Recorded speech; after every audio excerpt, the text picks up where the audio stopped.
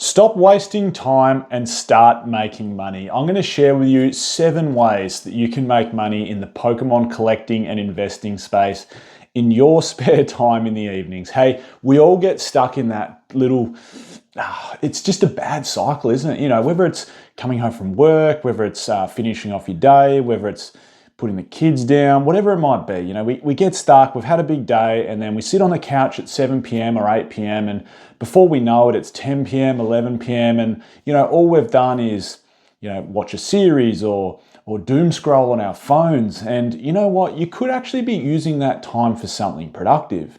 And I'll share with you a little story of mine shortly, but you get the idea. There are some productive non-used hours that we can all find throughout a day to make some extra money. And look, you know, just ask yourself, how much would an extra $50 a week help?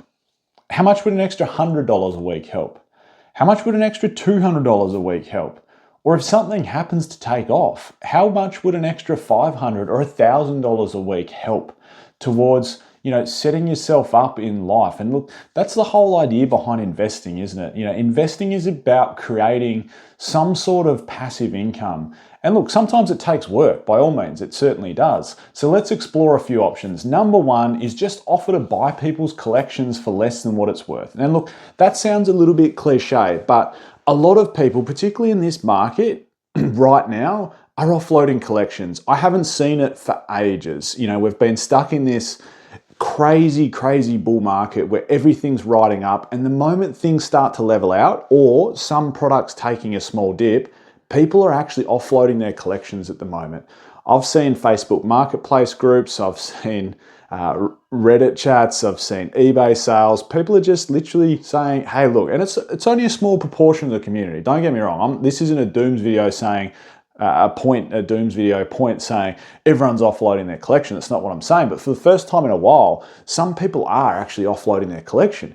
And you know what? Some people want to do it quickly because they need the money for something. And if they're offloading a collection, maybe it's, you know, 10 modern elite trainer boxes and they've got it up for $1,500. And maybe that's roughly market price. You could offer them $1,200, $1,300 for a quick sale. And then, you know, if you individually piece them out yourselves, you could sell them for a little bit more. So I know it sounds cliche, but you could buy low and sell high. And look, you don't need to have a spare $10,000 to start that process. It can be as little as having $100 or $150 or $200 or $500. It doesn't need to be a big spend to get started in that process. Speaking of buying collections, that's probably the second point I wanted to work on or mention throughout here, is that you could buy a whole collection. You could buy, you know, there's plenty of people that sell bulk, selling bulk collections, and it sounds very tedious, but if you could dedicate an hour or 2 hours a night, and you're putting cards up for sale, whether it's on TCG Player, whether it's on eBay, whether it's on another selling platform, and you're posting them the next day once you get a sale, and maybe it takes 2 hours of your day. And look, maybe that sounds tedious and you don't want to do it because it's too much work, but that's the whole idea behind this video. Sometimes you need to put in extra work to make extra money. That's how the world works. So maybe you do put in that 2 hours of piecing out a collection, individually selling cards. And as a result, you might make yourself an extra $100 profit a week. You might make yourself an extra $300 of profit a week. And what happens is a fun little hobby, sorting and selling Pokemon cards, actually starts making you dollars per hour. And you can actually track it and you might be, well, hold on, I'm actually making $30 or $40 or even $50 an hour doing this exercise, piecing out individual cards, listing them on eBay or TCG Player or wherever it might be, whatever selling platform, and making extra money. And then you go like, wow, how cool is that? The third one I wanted to talk to you about is arbitrage opportunities. That is basically buying from one market and selling in another. And look, this is a little bit more complicated and a little bit harder. And look, there are opportunities there. They're few and far between, but sometimes it can make you money. And one I can think of right now, and this is just an example. In fact, I've got 2 of them, but the first one is Astral Radiance in Australia. Don't know how, but Pokemon Center Australia recently listed Astral Radiance booster boxes back up for sale. And I wouldn't say it tanked the market. It certainly didn't. It didn't tank the market here in Australia, but it dropped prices by about 150 or 100 to 150 Australian dollars. That is the new market price for booster boxes of Astral Radiance in Australia. Now, you convert that to US dollars, and if you sold those in the US or if you sold them in the UK, you would actually be making money on those products. Another example is Destined Rivals. Destined Rivals, before it got the reprint that happened in the US recently, it got a decent sized reprint in the UK. When was it? Maybe 3 months ago or thereabouts. And if you were to sell that box in Australia or you were to sell that box in the US, you would have made money off it because they were cheaper in one market than the other. And there's always going to be opportunities like that. You got to think the English TCG is massive. There are so many countries that collect English cards. And if one market has a drop or an increase in sealed product and therefore the prices dip, it means you can sell it to another country for more because their market price is different.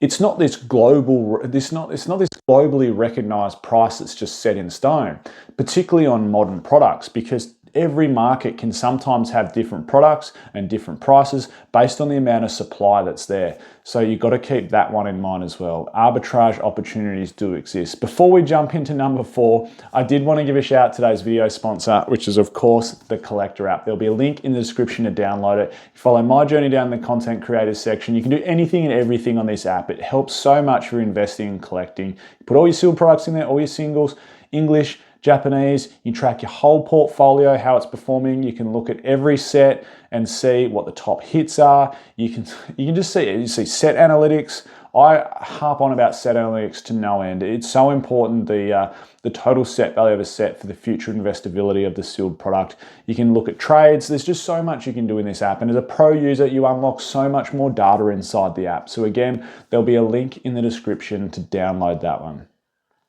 The fourth one I wanted to talk to you about, and this is where I want to tell a little bit of a story, is content creation. That's another way you can make money off a fun hobby.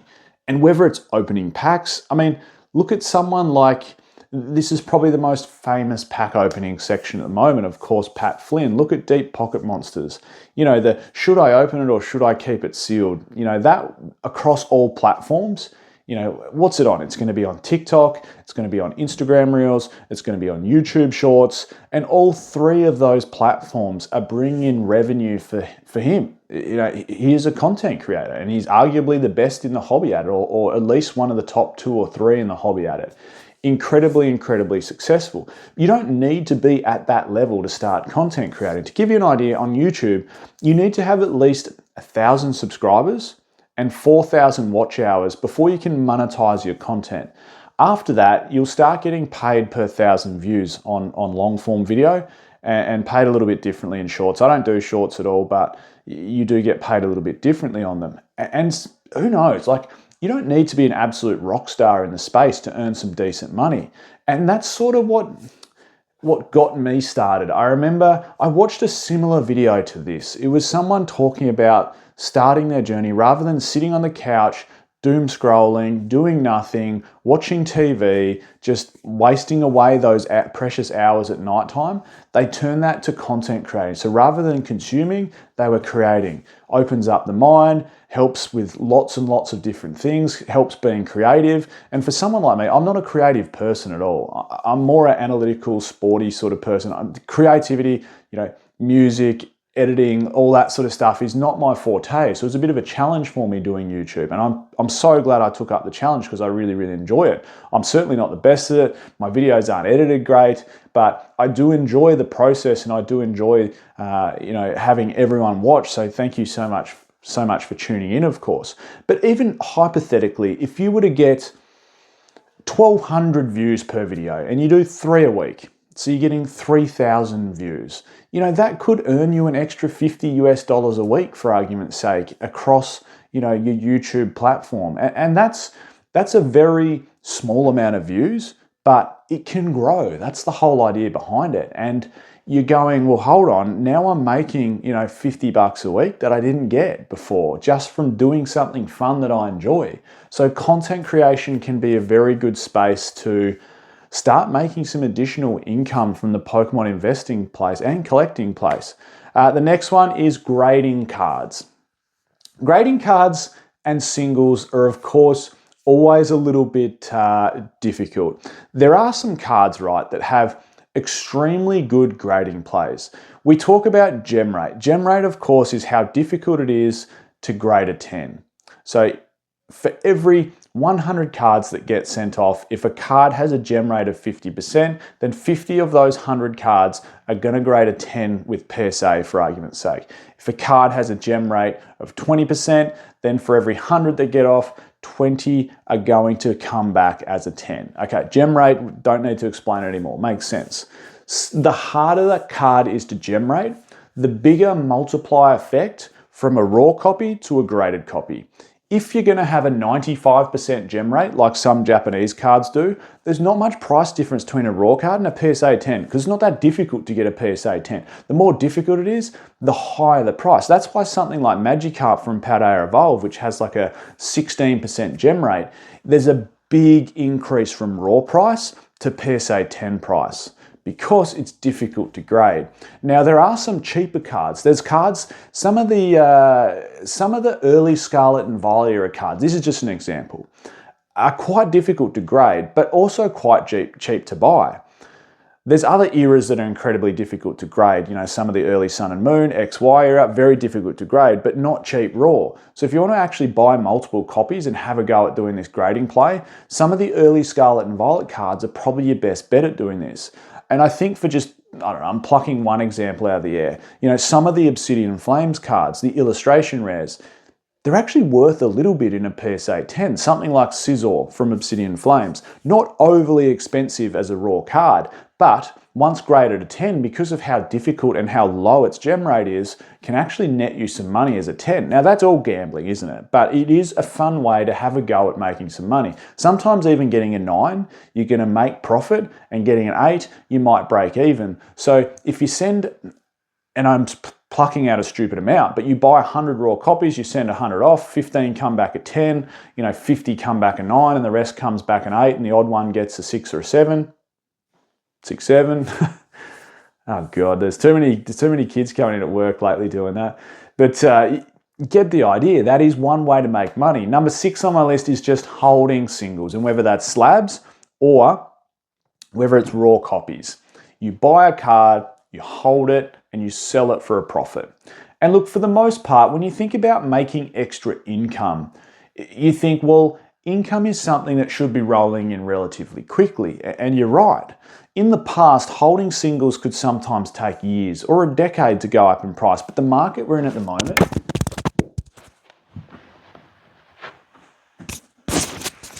well, if that doesn't prove that this isn't live, I don't know what is. No edits, no takes.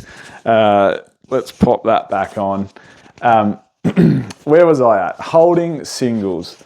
In this market, what you've got to realize is that you don't need to hold for a decade anymore. There's literally singles that you can pinpoint out that have made massive gains in the space of 2 months, 3 months, 6 months. So it means you can actually make an income and roll profit, because once you start buying some singles, the next month you buy more, the next month you buy more, and then eventually you start selling. So once they're making profit, you're selling, and all of a sudden it is an income stream, because you're making profit off this every month, every week, if you're that so inclined. And this goes the same for number 7 on the list, which is holding sealed product. There are a lot of people, and look, this is more an income-based video. This isn't just buy sealed, hold it for 10 years and make money off it.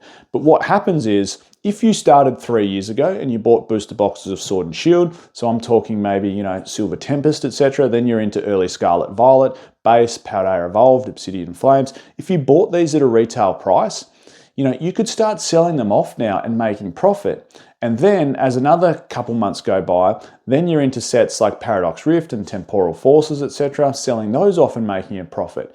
And as a result, all you're doing across the years, if you're buying booster boxes, every month you could be selling a box. Every 2 months you could be selling boxes. And you start making an income off this, because as a result, those sealed products have gone up in price. And maybe you buy a case of each. Maybe you buy 4 booster boxes of each set. You sell off 2, you sell off 3, you keep 1, whatever it might be. You've still got 1 there for the long-term hold. So there is income streams to be made from purchasing sealed constantly on a constant cycle and rolling the profit over. Well, there you go. There are 7 ways that you can make money and start making income in your spare time with Pokemon investing and collecting. It's really that easy. And like I said, an extra yeah, $100 a week. That could be it's $5,000 a year. That's the family holiday sorted. It's the first car for someone. There is some, not life-changing, but there's some money to be made that can make your life a lot easier. Thank you so much for tuning in. I'm Michael, this is Pokey Oz, and I'll catch you all next time.